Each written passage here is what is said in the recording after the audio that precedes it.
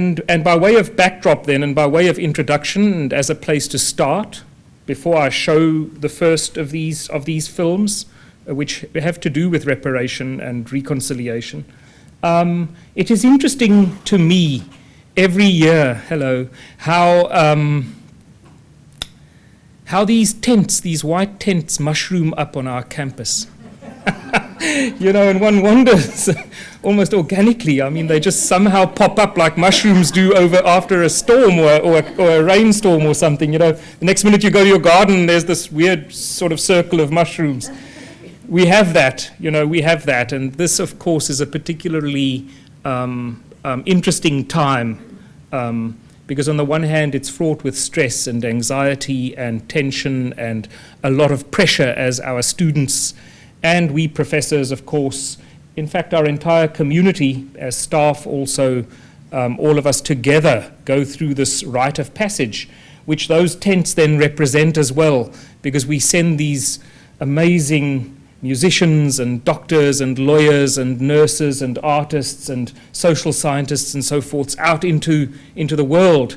And we do that in a very regular fashion. We do that in a very predictable fashion. We do that in a very stable, you could almost say a very celestial fashion, because just like the planets revolve and we expect to see the sun tomorrow. I know David Hume said we shouldn't, and that's the problem with induction, but generally speaking, we see these tents, you know, and I think the point I'm making is that this question of reconciliation, as we begin to hopefully explore it a little further after some of these films, is about how one deals with the trauma of deep-rooted conflict and the wounds, the deep-seated wounds of the past. I think I'm right in saying that. I think what I'm saying is reconciliation is something you do after something like what happened in South Africa has happened. And there is a particularly strong work on the reflections on the South African Truth and Reconciliation Commission, written by a person by the name of Paul Greedy. And I can put the book's name and so forth up there. And if I have time, I want to reflect on some of Greedy's contributions to a critical reflection on our TRC. But the one thing he talks about that is challenging, and that indeed, as I read the letter from Kulumani last week, which by the way means speak out. I did, and thank you for whoever asked me that question, means speak out in Zulu. And you may have been on their website, some of you, I don't know. Paul Greedy talks about recovering boredom. He talks about reclaiming the everyday as part and parcel of the challenge of reconciliation, is to enable a passage from the absurd, a passage from the unusual as an everyday experience to what we might see as a very boring, normal day, which of course we treasure, because it means that there's not suddenly a bomb that's going to fall out of the sky and change those tents that have mushroomed up there, or a policeman who's going to stand outside this door and ask you for your passbook, and if you haven't got it, is going to put you into jail. So in that respect, you can see, I think, and I hope my metaphor is brought to life, that part of reconciliation has to be, and indeed is, a much longer term endeavor than the one that the Truth and Reconciliation Commission was busy with. And indeed, you might be able to see to what extent the task was so large that loomed ahead of it, because reclaiming the everyday, getting to a position where you can accept the mushrooming of tents every year, getting back into that cycle of existence, of course for us South Africans, still remains. And I'm not saying there aren't tents mushrooming up on campuses in South Africa. There are, of course there are, and quite rightly they should. But of course the picture is a much bigger one. and the challenges for so many people in relation to truth and reconciliation still remain looming large. And that is where I want to head off next week with reparations, and to end on that impossible note. I think I want to show you a little bit of how the Commission functioned, because I think it would be good for you to see and have insight into what kinds of things it did. And I'm hoping that this two-part snippet that I show you relates also to my answer about the very kind question I got about what was the procedure, what was the flow chart, how did things follow if you were saying, well, you know, you applied to come and speak before the Commission, and then what happened if you were applying for amnesty, and how did that all work out? And I gave a rather messy answer, and I suggested that it wasn't that clear-cut, and that things didn't always work out in particular templated ways. I want to show you footage of a particular person who applied for amnesty and indeed got amnesty. And so the first part is the amnesty hearing. That's about 5 or 6 minutes. And then I want to show you the bit about where he goes to the community that he harmed and what happens there when he goes there. Yeah. Because so some of our questions relate to how did people get amnesty, why did they get amnesty, what did they have to do, what did it look like? That's the first snippet. And then some of our questions relate to, well, Clive, so what was reconciliation like? How did it work when someone sought to reconcile with someone or with a community, or what sorts of dynamics were there at play? And the second snippet might help give you a sense of some of that. So here's hoping that technology works. It did a moment ago. And I think, Rich, if it's okay, I might just deviate a little from the format, because it might be helpful if you have a question or two after each film, that I take those questions and we deal with those, if that's okay, rather than keep them all for the end. Is that okay? Yes. Okay, super. So we'll have 2 or 3 questions if there are any after each snippet.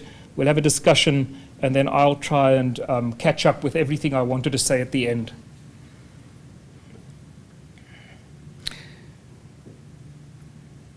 And if there's time, I might want to show stuff about the bombings, the Church Street and other bombings, Amanzimtoti and other bombings, as well as that Trojan horse episode, which is so absurd.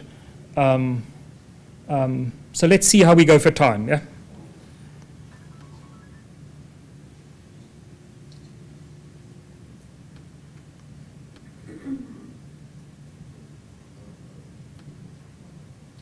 Mentzel is currently serving the 5th year of a 30... Okay, we don't have the sound hooked up. Did it? I think it was my computer, and I'm going to plug something in, and maybe it'll, because I think if I do that,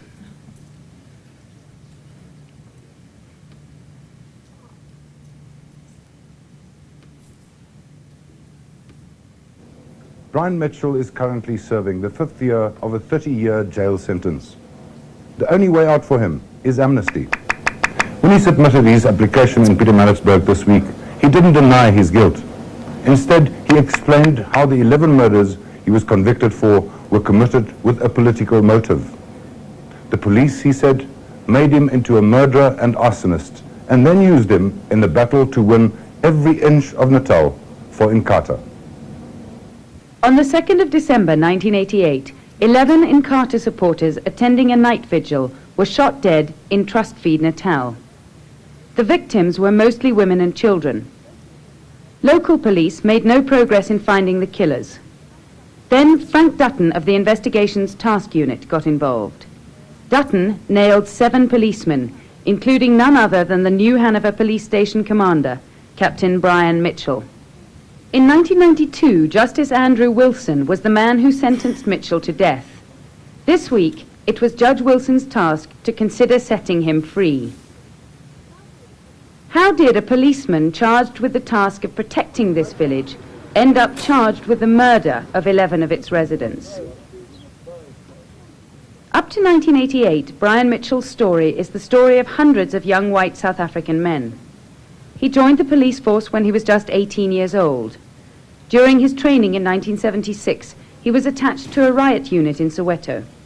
Later, he spent time at Maliuskop, a police counterinsurgency base, and in 1982, he was called upon to use that training in Ivombaland against SWAPO. In his affidavit to the Amnesty Committee, Mitchell explained how he was fed and accepted a particular view of the world. It is only recently that he has slipped the bounds of that deep, blind loyalty he says was instilled in him and expected by the police force. Just as many young black men from South Africa fled during the 1976 period and who were eventually trained as ANC terrorists, as I and many others then saw it, so my life took on a parallel whereby I was trained in counter-insurgency tactics and counter-revolutionary measures to stop their eventual onslaught. We were led to believe that Nelson Mandela was portrayed to be as being a monster, a communist and a violent man. Mitchell arrived in Pietermaritzburg in 1987. He was evidently good at his job because before long he was promoted to station commander at New Hanover. Here, Mitchell served on the local Joint Management Committee. This was a structure of the total strategy, P.W. Botha's brainchild to counter the total onslaught from the UDF unions and the ANC itself. Trustfeed was one of the villages that fell under Brian Mitchell's command. On your arrival at New Hanover, there had not been any unrest. Yes, sir, that is quite correct. In the rest of South Africa, the police were only just holding the line against an increasingly ungovernable populace. The Minister of Law and Order, Adrian Vlok, took the decision to supplement the police with an auxiliary force of kitsconstables. These special constables were recruited from the black population, trained, armed, and put back in their communities to be used as an auxiliary or third force. They were deployed in the flashpoints or the unrest areas where the violence was. And to what would they have been attached? What unit or what section? The special constables? To the right unit. Captain Deonta Blanche was commander of the riot unit at Hammarsdale. Along with Mitchell and the Joint Management Committee, he used these special constables to drive a lethal wedge between UDF and Inkatha supporters in Trustfeed. It was just, I think, the driving force behind it, behind the motives of the security establishment was to drive the opponents, the UDF, the stronger side, out of Trustfeed, so that it is left within the hands of, say, in this case, Inkatha, that it becomes a no-go area and they can, within themselves, exist. Towards the end of 1988, Mitchell and Blanche attended a meeting with Inkatha leaders, including David Ntombela, where it was decided to launch an operation that would clear and hold the Trustfeed area for Inkatha. It was an operation that was done by myself entirely in cooperation with the riot unit. There was two operations. There was an operation, a clean-up operation before in the morning, and then that evening it was the 4 special constables and myself. Who gave you the instruction to kill? Was that Major to Blanche? Yes, so orders came from him that these comrades must be taken out. The whole operation went wrong, where the wrong people became victims. The killers mistook a night vigil at an Inkatha household for the UDF gathering they were supposed to attack. Relatives of the dead wept as Mitchell told how he dropped the armed men off, waited while they executed the attack, and finally how he gave the instructions for the burning of another UDF activist's house. Next morning, Mitchell helped to clean up evidence that would point to the police. But in the end, the cover-up was exposed, and Mitchell's own life was in ruins. I've lost everything in life. Well, I've subsequently been divorced. Tell us, Mr. Mitchell, when last have you seen your son?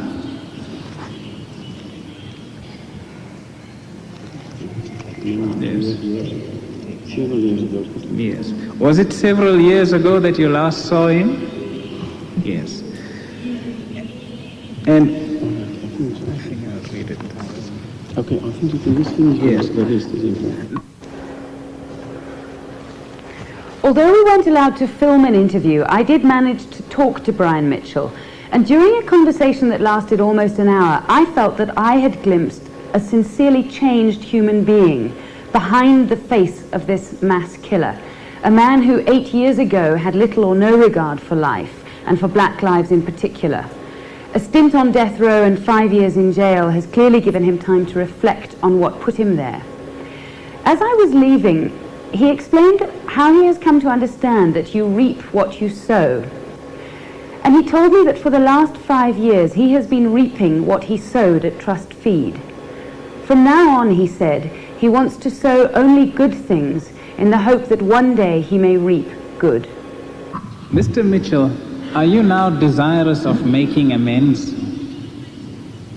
Yes, I am. Yes. Although it may be impossible to do it, but I am desirous of that. You've become a Christian and understand the value of forgiveness. Will you let us have your thoughts on that? Yes, I understand that forgiveness does not come cheaply. It's something that comes deeply from the heart. And I can just ask the people that were involved directly or indirectly and who have been affected by this case to consider forgiving me.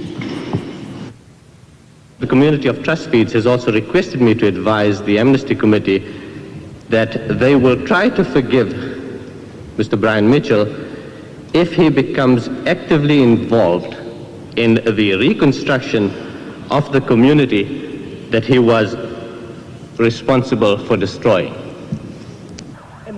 While their lawyer was clear-cut, the victims themselves still had reservations. This process is clearly hard to swallow. People don't have houses. People must get houses, must get back to their blouses, they must get compensation.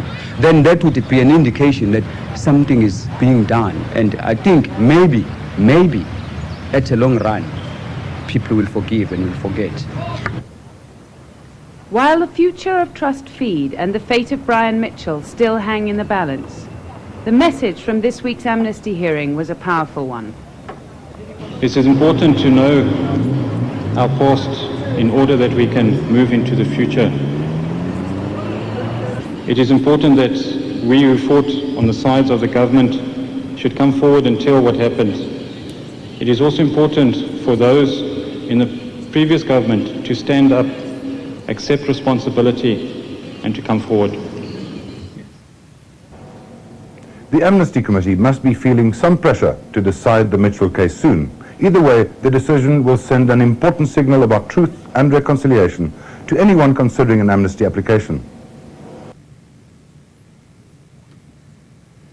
I think let me show you the second part as well, and let's take the questions together after that.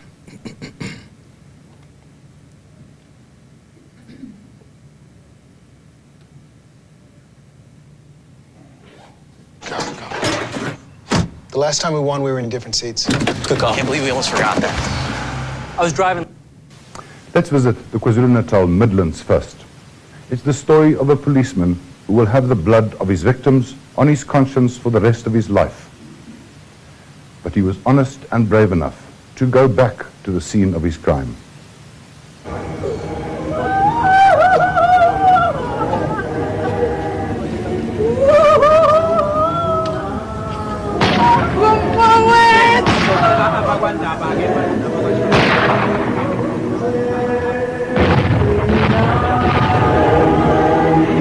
It was just, I think, the driving force behind it, behind the motives of the security establishment was to drive the opponents the UDF, the stronger side, out of trust feed, so that it is left within the hands of, say, in this case, in Carter, that it becomes a no-go area, and they can, within themselves, exist.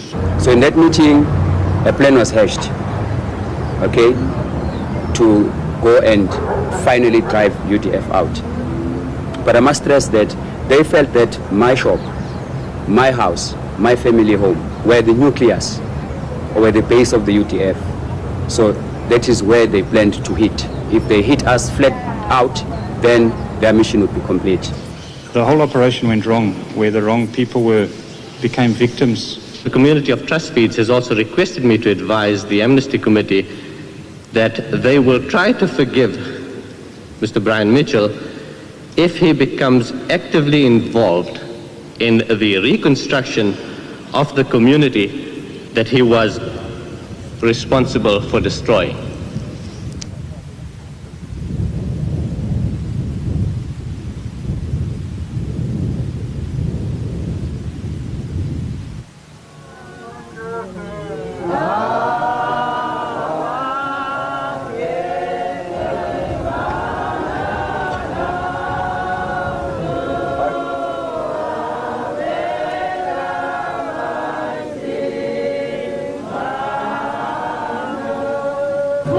ngenqubo yanamhlanje ukuthi nilindele ukuthi senze kwenzekeni namhlanje kukhulunywe kanjani iziphi ifiso zenza namhlanje I want you to tell me about your views today, is what she's saying. nabantwana abawu-8 washona ngomhla ka-3 December 1988. He died on the 3rd of December akukho ngisho mina isent engilitholayo ngiyazondla ngiwashela abantu ngiwashela amandiya etawini ngoba ngifuna ukondla lezingane inezingane eziphasa form 5 azile esikoleni ngoba uyisengasekho afa ngenxa kaMachel. Machel uthe sisethawini commission wathi uzimisela ukuthi angabambisana nathi. Engikufisa uMachel angibambise khona ngifisa ngibambise ukuthi izingane leziyana zidlani. Anginali ekhaya umuzi nanku wafa waphela la eTransity. Anginalutho.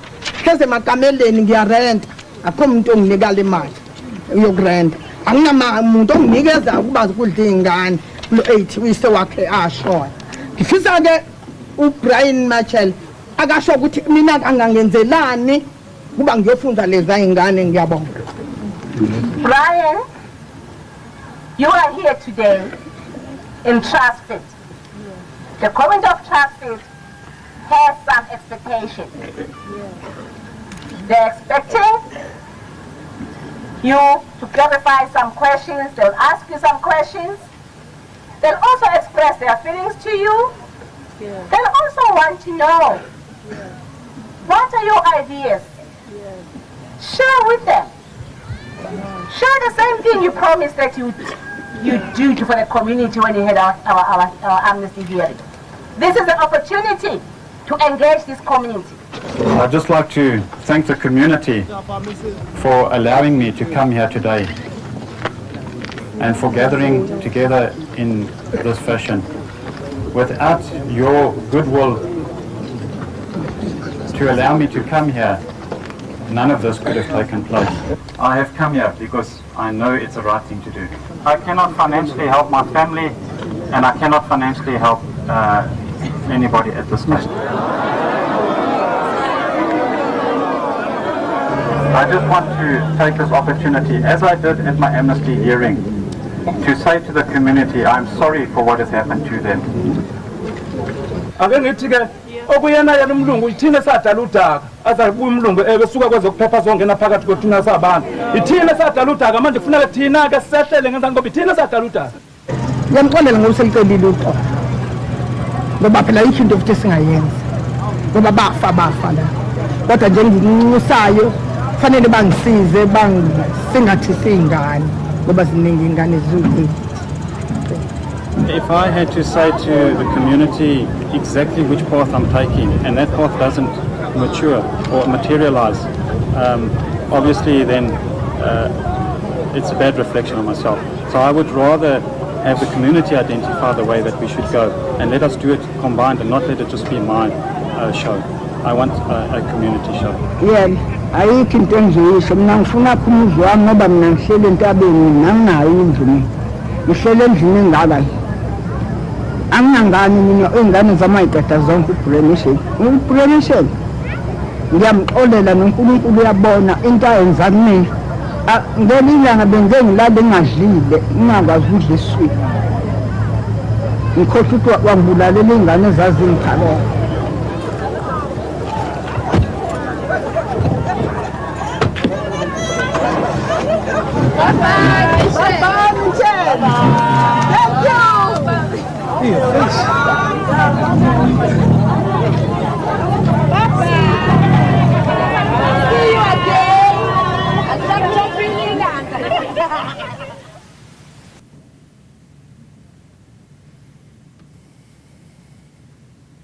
So there you have an example of truth leading to amnesty and an attempt at reconciliation.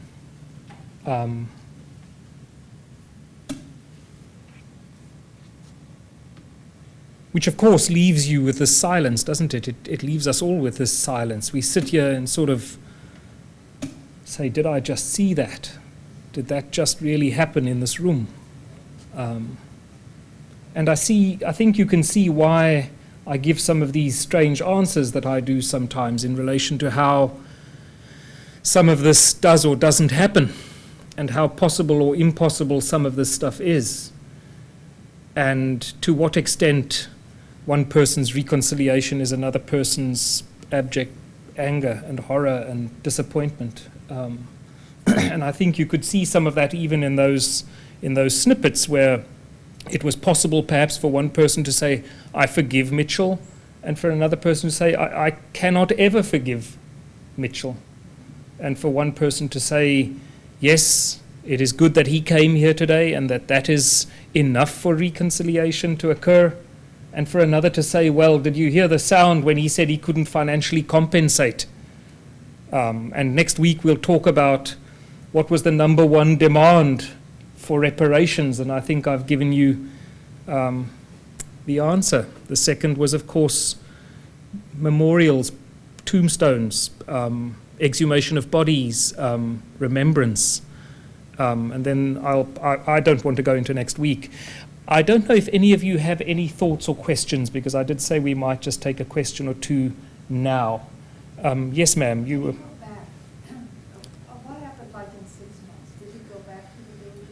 I don't know. It's a good question. It's the right kind of question to ask, and if we were to explore this as a case study, we should follow the entire thing. I would imagine that he went back numerous times, and I don't know what the entire outcome there was. Yes, ma'am. If I heard correctly, for those who were disinclined to reconciliation, they lost their children, their support. What happened to them? Yeah.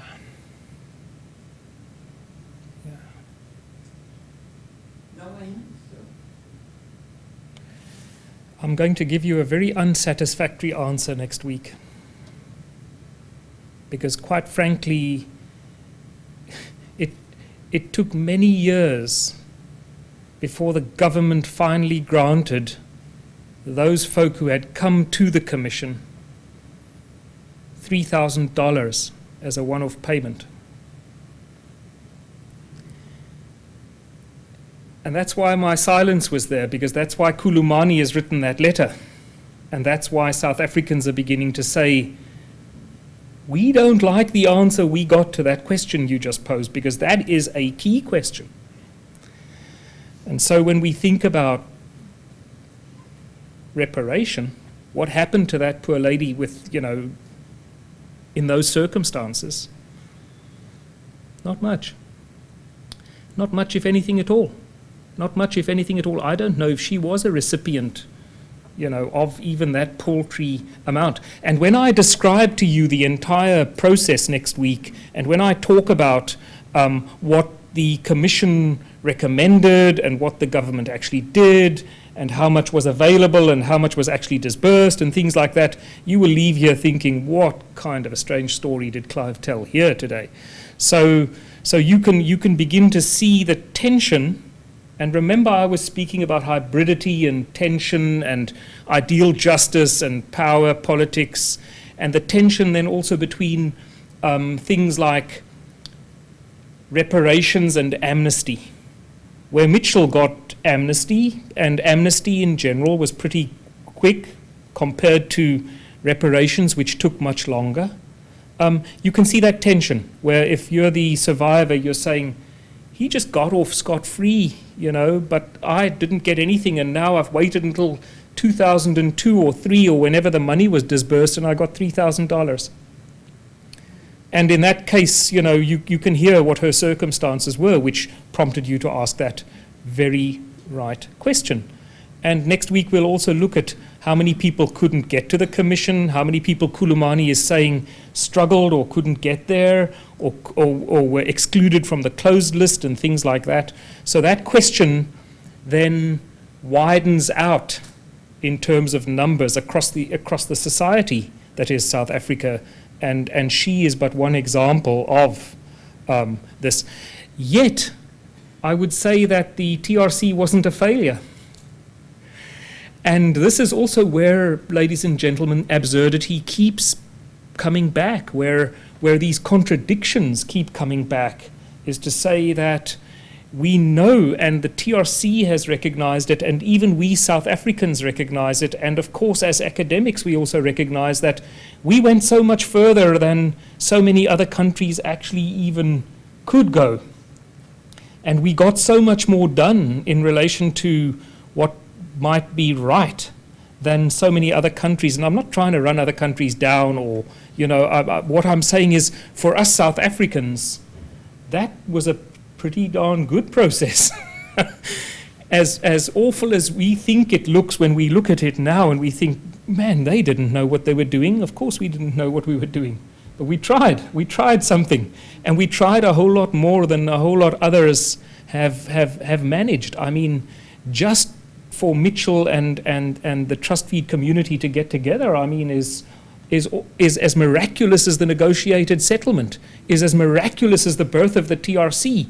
And so what I'm trying to tell you here today is, when you cannot believe the extent to which mixed feelings existed in South Africans and exist in South Africans. And if you're feeling that contradiction, that strangeness that arises from what a mess, what a great thing, feeling that at the same time, that's how we feel. And that, ladies and gentlemen, if I've achieved anything, is to say to you, that's what it's like to go through a TRC process like that as a country as well.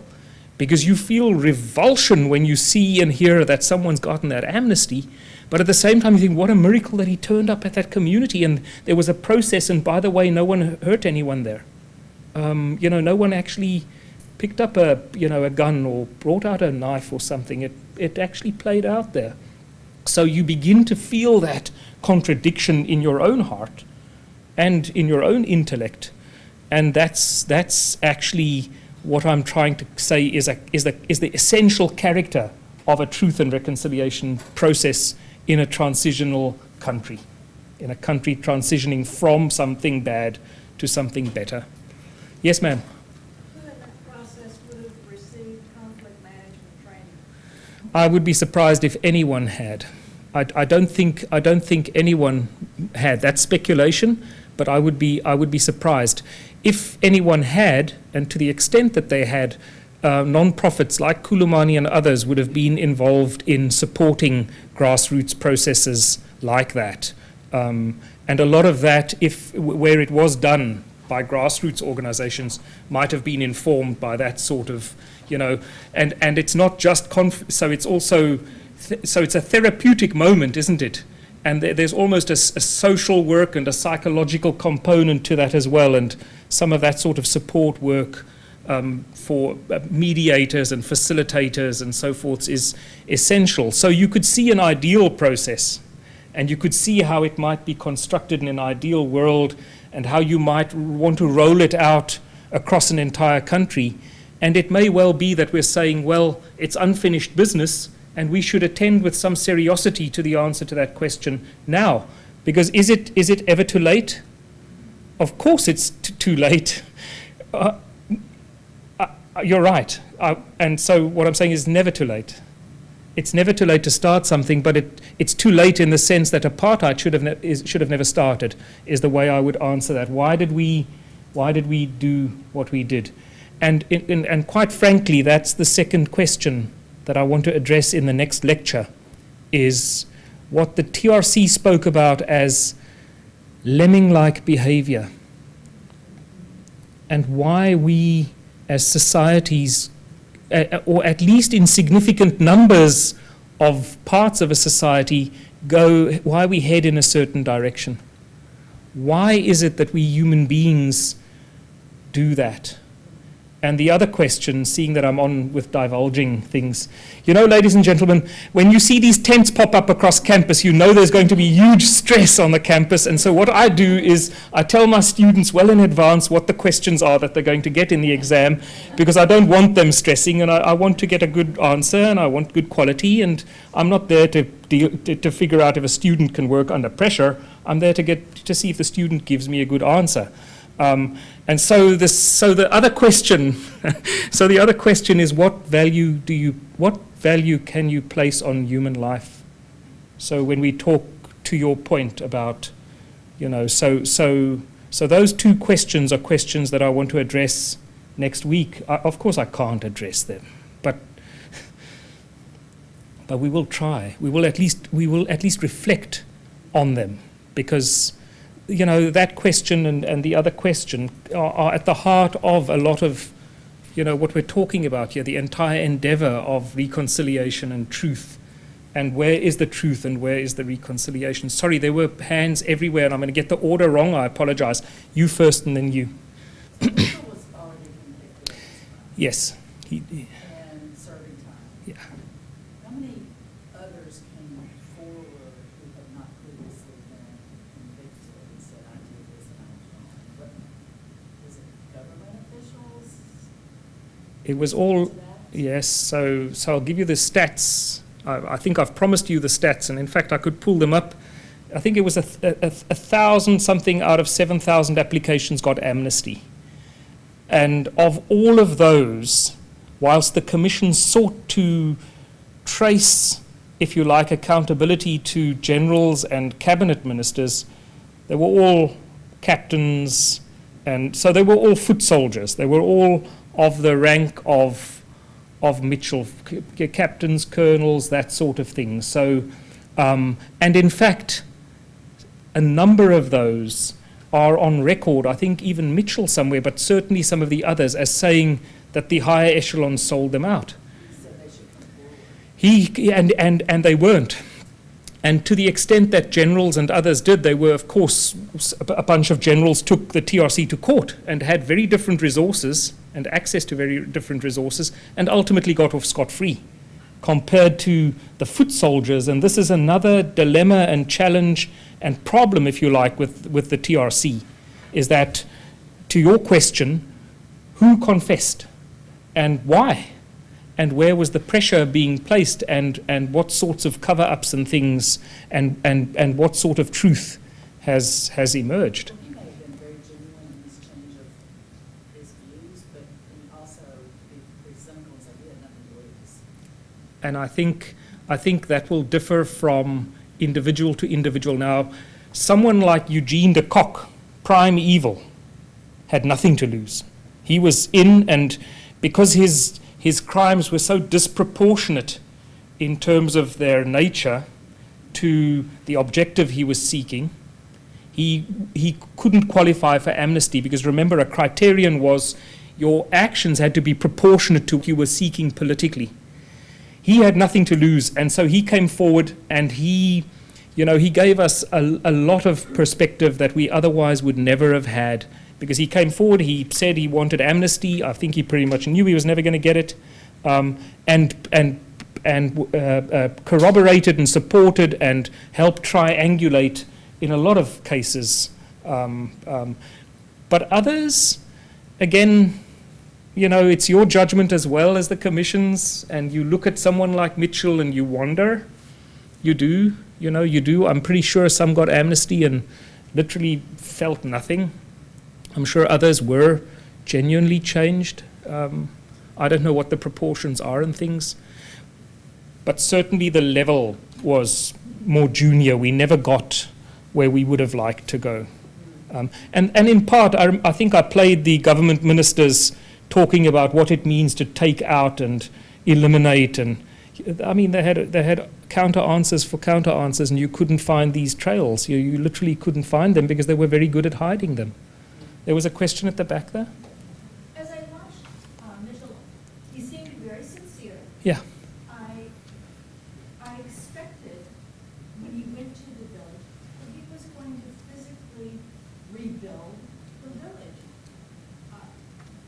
I was kind of like, oh, he's just running away. This is all that was necessary. Yeah. I really thought he would to rebuild, to help rebuild the village. Physical labor. Yeah. I mean, no, not necessarily. So I don't think there was ever any deal as such. He would go back, and what he was saying there was what he said. And the other side of that was the way in which the community said, bye-bye, Mitchell, bye-bye, Mitchell. Yeah. It wasn't as though they were saying, what, he's going, or like I would have thought they might say that. Hey, whoa, come back here. You're going to build that house now, kind of thing. Here's some bricks. Here's some mortar. Build that. Show us your commitment. So that never happened. That never happened either. So I think there is a question in relation to what played out in that case study and how that went forward, and we can speculate a bit here, and I don't know the full details. But I must say I felt like you, that ending there leaves me feeling, wow, he just drives off in the car and they just say bye-bye and... Yes, ma'am. This kind of thing happened multiple times, yes? Yes. And was there rebuilding in any of these instances? So ultimately, the approach that the Truth and Reconciliation Commission took was that it recommended to government that reparations be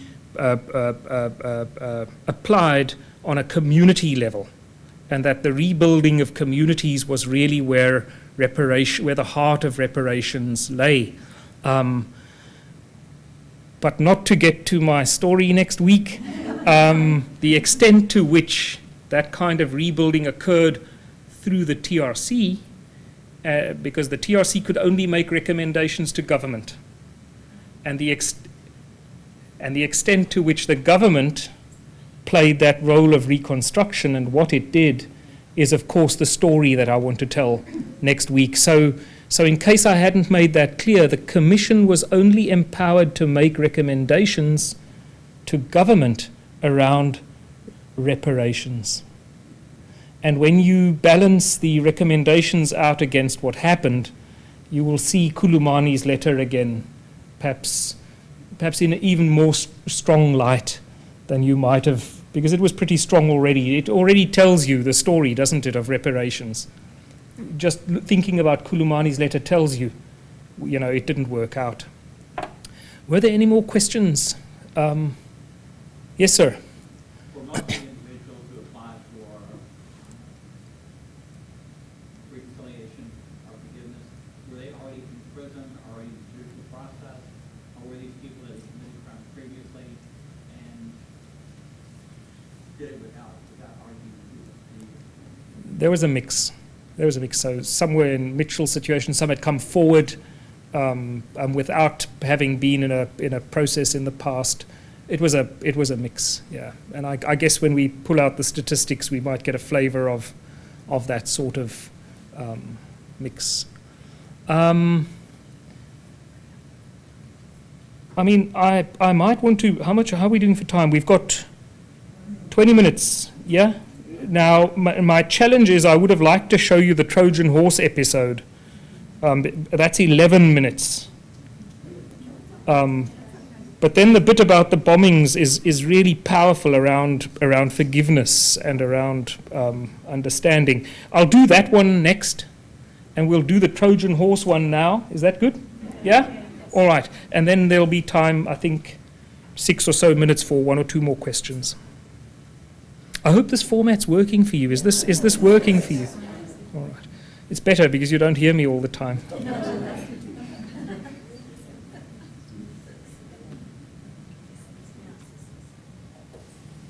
But we start in Athlone, outside Cape Town, with the incident that became known as the Trojan horse killings. Some 1,200 years before the birth of Christ, the Greeks waged war against the people of Troy. After 10 years of war, the Greeks had a brilliant plan. They ordered master carpenter Epeius to build a huge hollow wooden horse and offered it to the Trojans as a gift. The Trojans accepted it and let the horse into the city walls. Once inside, Greek warriors climbed out of the belly of the horse and opened the city gates to their comrades, who then destroyed Troy. This is why the incident in October 1985 in Athlone was called the Trojan horse killings.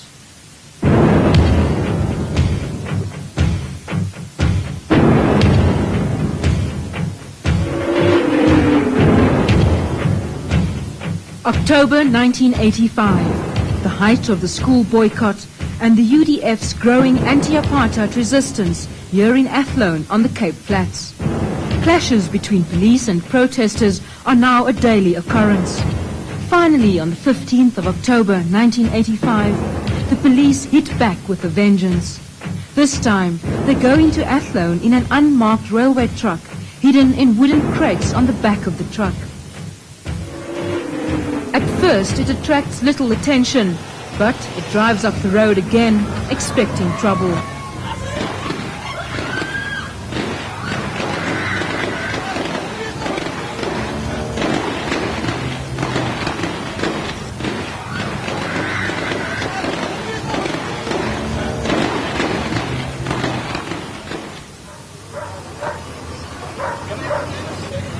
Sean Mahmoud, Michael Miranda and Jonathan Claassen all die at the scene.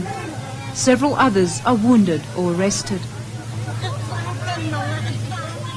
This week was an emotional one for the families of the victims and survivors of the Trojan horse tragedy. 12 years after the incident, they finally told their stories to the nation and again came face to face with the killers. The nation acknowledges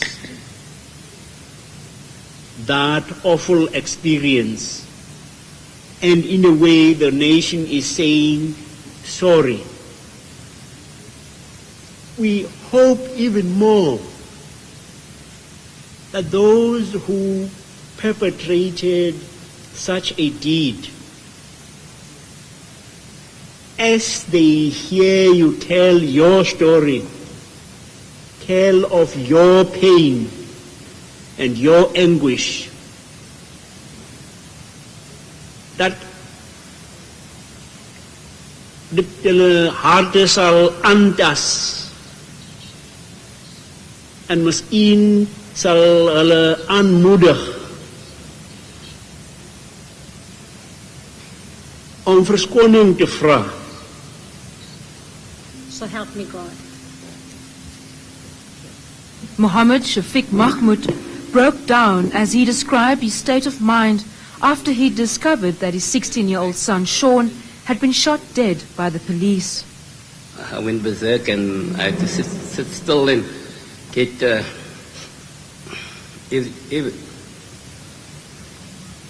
Georgina Williams, the mother of 12-year-old Michael Miranda, also had great difficulty reliving the horror of her child's death. He had 2 bullets in his forehead, holes, and about 3 down his face. And Zainab Ratcliffe has suffered from a nervous condition since the day the police sprayed her home with bullets. She too had been shot as she tried in vain to protect her son, her nephew and several of their friends who'd come running into the house during the Trojan horse attack. Die 15 Oktober was de dag geweest dat ik nooit zal vergeten. Dat was amper soos 'n oorlog geweest. Raise your right hand. Shafwan Raycliffe, who abused drugs to try and escape the pain, is still convinced that the police had planned to kill that day. Dit was 'n baie sad story om dit so te sit. Is 'n dag wat ek ook nooit sal vergeet nie. Ek het gesien hoe my vriend doodgaan, Son Mahmoud. Dit was baie hartseer vir my. Ek het seker vir maande gehuil by myself. En om te sien hoe 'n vriend van jou doodgaan, wat jy saam skool gewees het van primêre skool tot na hoërskool, is 'n lekker ding nie. Vir wat hulle aan ons gedoen het, kan nie terugbetaal word nie, maar ek dink die polisiemanne wat dit gedoen het, ek dink hulle moet hulle straf kry. En dan sal ek happy wees en so hulle moet net hulle straf kry wat hulle moet kry. Ek kan nie sien dat hulle so op vrye grond loop op die pad nie. Jonathan Clausen's sister told the commission that her brother had been a street child adopted by a family. On the day of the Trojan horse shooting, he'd simply been a bystander. Die volgende oggend het ons hom gaan uitken by die mol.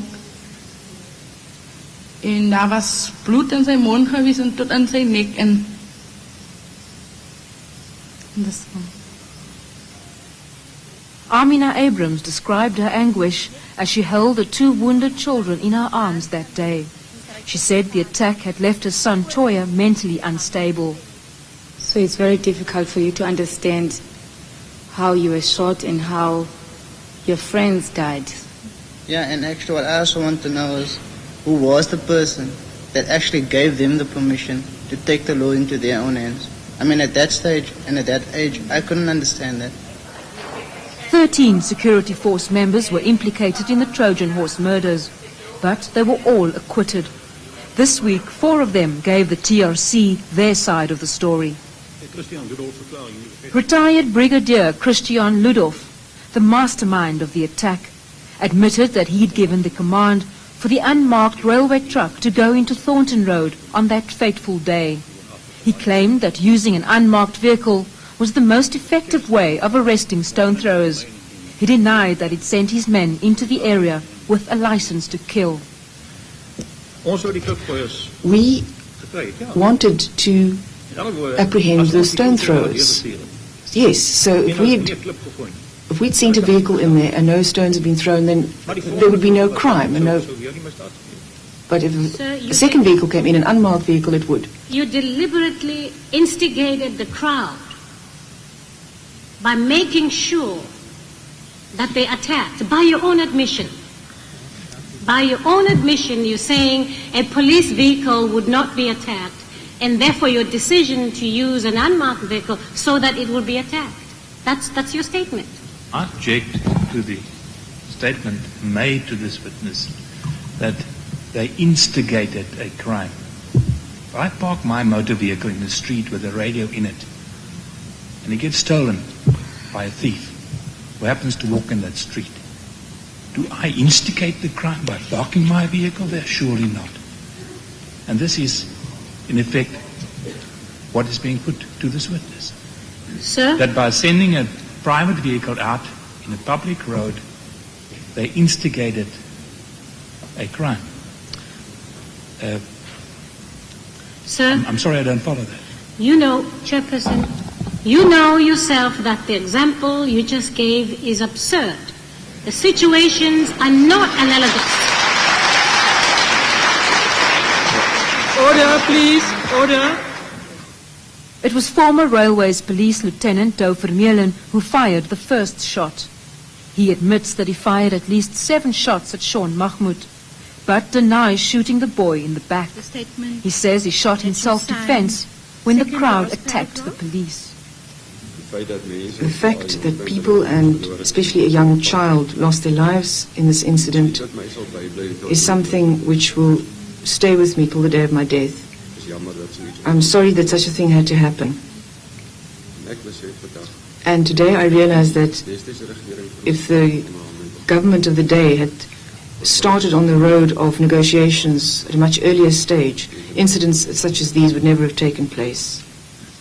Retired policeman Frank van Niekerk, who was one of the policemen hidden in the crates, defended his part in the Trojan horse incident by saying he had simply been following orders. It was not for me to refuse to enter the area and to patrol the area. I had no choice. I had to do what I was told in the performance of my duties. I wasn't in a position to refuse. When the hearings ended late on Wednesday evening, there appeared to be many questions about the Trojan horse killings that remained unanswered. Survivors and families of the victims say the main questions for them are how to forget the fear they experienced during the attack and how to forgive the killers, so they can honor the memories of Sean Mahmoud, Jonathan Claassen and Michael Miranda by finally making peace with their deaths.